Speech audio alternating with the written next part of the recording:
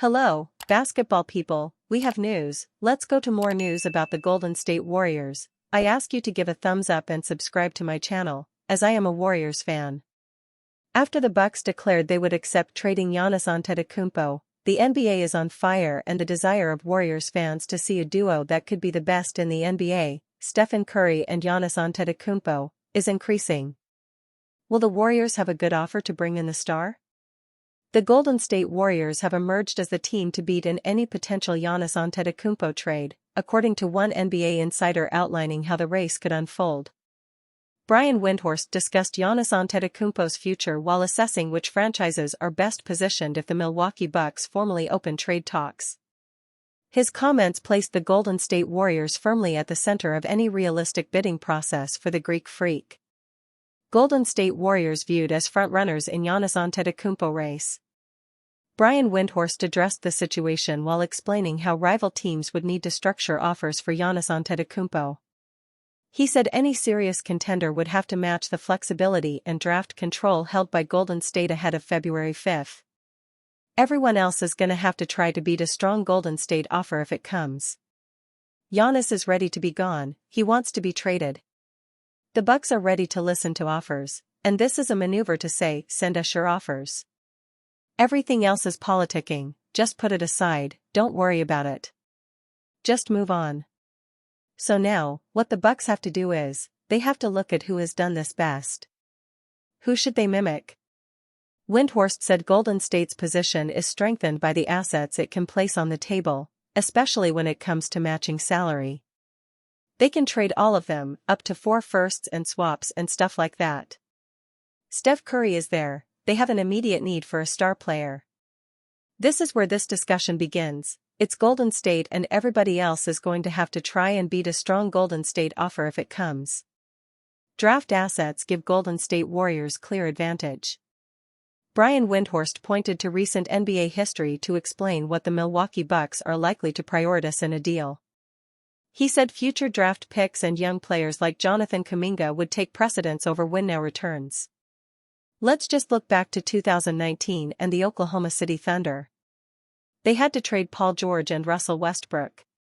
They prioritized far-out draft picks and really good young players. They ended up getting picks they still haven't gotten from the LA Clippers yet and a future MVP in Shai Gilgeous-Alexander, so that's what they're looking for.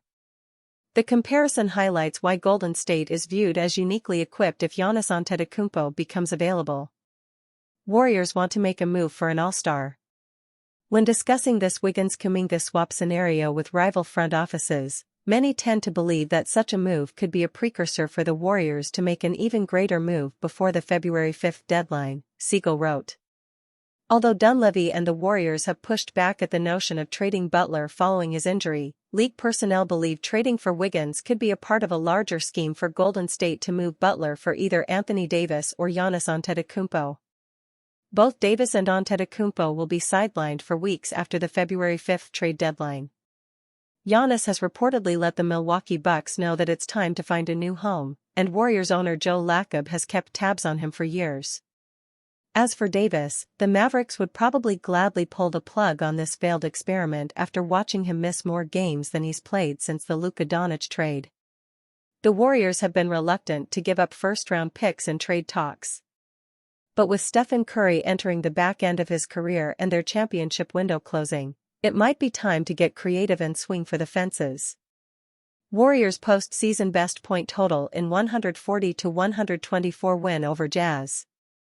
Stephen Curry scored 27 points and Moses Moody added 26 as the Golden State Warriors notched a 140-124 victory over the Utah Jazz on Wednesday night at Salt Lake City. Golden State recorded its highest point total of the season.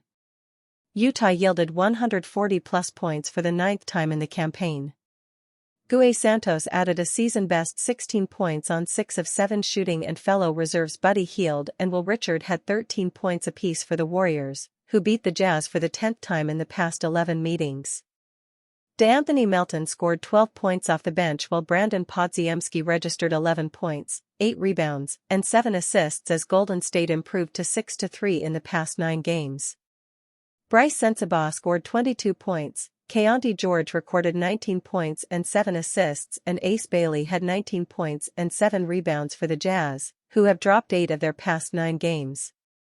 Utah's Lauri Markkanen added 18 points. Reserves Isaiah Collier and Kyle Filipowski had 12 points apiece, and Jusuf Nurkic scored 11. Golden State put the game away with a 15-0 burst during the fourth quarter. Santos scored 7 points during the run, and Moody added 6 as the Warriors stretched a 12-point lead into a dominating 136-109 advantage with 3:29 left. The Warriors shot 53.5% from the field, including 23 of 54, 42.6%, from three-point range. Quentin Post added 10 points for Golden State, and Al Horford dished a game-high 8 assists. Moody drained 5 trays and Curry sank 4 as the Warriors hit 23 or more for the 7th time this season. Utah connected on 48.9% of its field goal attempts and made 15 of 38, 39.5%, from behind the arc. Curry scored 8 points in a 78-second span of the third quarter to give the Warriors an 86-67 edge just before the midway point. He later made 2 free throws to lift Golden State to a 91-69 lead with 4:49 remaining, part of his 12 points in the quarter. Utah controlled the rest of the stanza, and back-to-back baskets by Markkanen and Collier pulled the Jazz within 101-93 entering the fourth quarter. Sensabaugh scored 11 points in the period. Will Richard and Moody sank 3-pointers to open the fourth, giving the Warriors a 14-point lead. Utah was later within 116-107 after a 3-pointer by Markkanen with 8:13 to play before Golden State created distance. Moody scored 13 first-half points as the Warriors led 68-55 at the break. George had 12 in the first half for the Jazz. Warriors only have one conceivable path to the playoffs this season. The Golden State Warriors got a gut punch by losing Jimmy Butler for the rest of the season with an ACL tear. Now, there is really only one way the franchise can make a run for the playoffs, and it has everything to do with Stephen Curry. Even with Butler, it was an open question whether the Warriors had enough firepower to make a playoff run this season. We saw flashes of the team that went 23-8 after trading for Butler last season, but it was not consistent enough to truly believe this team could go toe-to-toe with the best teams in the Western Conference. Warriors need Stephen Curry to be superhuman the rest of the season. Now without Butler, it seems like an absolute long shot that Golden State could do anything other than maybe squeak in as a play-in team. That is a really tough reality to swallow, but as long as Curry is on the team, the Warriors will always have a chance. The problem now is that the Warriors need Curry to be the superhero version of himself every single night, something that's just not realistic. Even when Curry was at his peak winning MVP trophies, he would still have the occasional off night. Now, at the age of 37, he will still have tough nights even though he remains one of the best players in basketball. Earlier this season he put up back-to-back insane performances against the San Antonio Spurs. We know he has that in him, but to expect it on a nightly basis is just absurd. That is why the Warriors have to find a way to get something in a trade before the deadline. Even if it is an underwhelming move like acquiring DeMar DeRozan from the Sacramento Kings, the Warriors have to flip the narrative a bit and try to get the momentum going back in the right direction. Getting rid of Jonathan Kuminga feels like a must. The situation is just too distracting at this point and both sides need a fresh start. All the Warriors need to do is give Curry a glimmer of a chance because we know that can be all he needs. If he can see a path to the play-in, and if Golden State can at least get one 7-game series, who knows what could happen. It's highly unlikely the team could make a serious run, but injuries happen and the Warriors do have championship DNA. They just have to get Curry to believe. If they can do that, then maybe a seemingly impossible goal could become a reality. Warriors won't pursue former NBA champion before deadline. The Golden State Warriors have reportedly made their position clear on one potential trade scenario that's been circulating through NBA circles for weeks. Despite multiple reports suggesting renewed dialogue about bringing Andrew Wiggins back to the Bay Area, the franchise has no interest in pursuing a reunion with their former wing. According to ESPN's Anthony Slater, the Warriors haven't engaged with the Miami Heat about Wiggins and don't plan to. That contradicts earlier speculation from multiple NBA insiders who suggested Golden State was exploring frameworks that would send Jonathan Kuminga to Miami in exchange for Wiggins. The February 5th trade deadline is 1 week away. The Warriors are facing critical decisions about their roster construction, particularly after losing Jimmy Butler to a season-ending ACL tear. But a Wiggins reunion isn't part of their solution. Why the Warriors aren't interested? Golden State sent Wiggins to Miami last February as part of the Butler blockbuster. The deal cost them Wiggins, Kyle Anderson, and a first-round pick.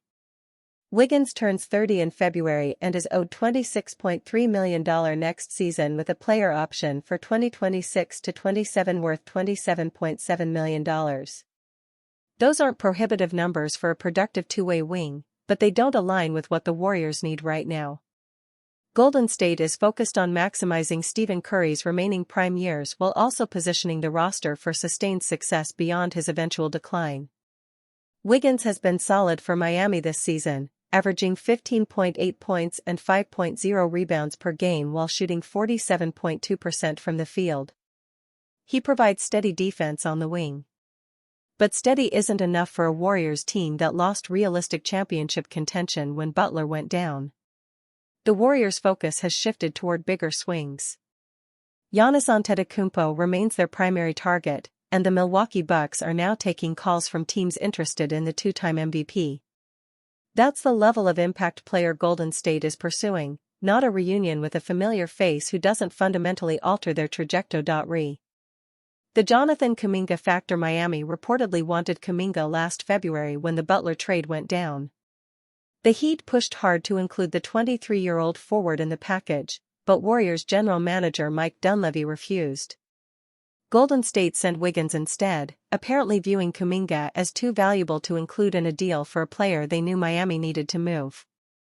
Kuminga's agent, Aaron Turner, confirmed Miami's pursuit during an appearance on NBC Sports Bay Area's Dubs Talk podcast last spring. The Heat asked for Kuminga repeatedly, Turner said, but the Warriors weren't budging. Nearly a year later, Kuminga's situation has changed dramatically. He demanded a trade on January 15 after weeks of sporadic playing time under Steve Kerr. The relationship between player and coach appears fractured beyond repair. Golden State is exploring his trade market, with the Sacramento Kings and Dallas Mavericks among the interested teams, per ESPN. Miami's continued interest in Kuminga makes sense. He's young, controllable, and represents the kind of upside swing a rebuilding team should pursue. But the framework that would send him to South Florida in exchange for Wiggins reportedly doesn't appeal to Golden State. If the Warriors move Kuminga, it will be for a player who meaningfully upgrades their championship odds or for draft capital that helps build the post-Curry era. What the Warriors are actually pursuing. Butler's injury forced Golden State to recalibrate its deadline approach. Before he went down, the front office was exploring smaller-scale upgrades using Kuminga's $22.5 million salary to boost a surging team they believed was a fringe contender. That plan evaporated the moment Butler tore his ACL. Team sources told ESPN their approach is now more future-focused. They're not shopping Butler's contract despite the injury, but everything is theoretically on the table in an Antetokounmpo conversation. Butler's nearly $57 million salary next season makes him a necessary matching piece in any blockbuster deal for the two-time MVP. Golden State can offer up to 4 first-round picks in a potential Antetokounmpo trade. That gives them one of the deepest draft portfolios among contending teams. Whether Milwaukee moves Antetokounmpo before the deadline or prefers to wait until the summer remains uncertain, but the Warriors are positioned to make an aggressive offer if the opportunity materializes. Beyond Antetokounmpo, the Warriors have maintained interest in New Orleans Pelicans wing Trey Murphy III. But the Pelicans front office has shown no willingness to move core young players. The Warriors reportedly shutting down Wiggins' reunion talk is telling. It reveals a front office that understands the difference between nostalgia and strategic roster construction. Wiggins was a valuable contributor during Golden State's 2022 championship run, but bringing him back now doesn't solve any of their actual problems. Curry is 37 years old and playing at an elite level. The clock is ticking. Golden State needs a star-level acquisition or a thoughtful pivot toward building the next competitive core. A Wiggins reunion accomplishes neither of those goals. Dunleavy has 1 week to determine if an impact trade exists. If not, the Warriors will likely stand pat and reassess in the summer when the market expands and more teams become willing sellers.